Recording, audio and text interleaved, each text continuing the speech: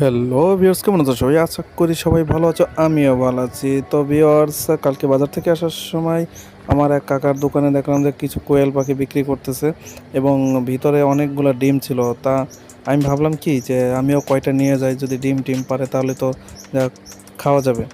তা কালকে আমি কয়টা পাখি আনছি, পাঁচটা পাঁচটা পাখি আনছিলাম। তা হঠাৎ করে দেখি রাত্রেবেলা একটা পাখি ডিম পারছে।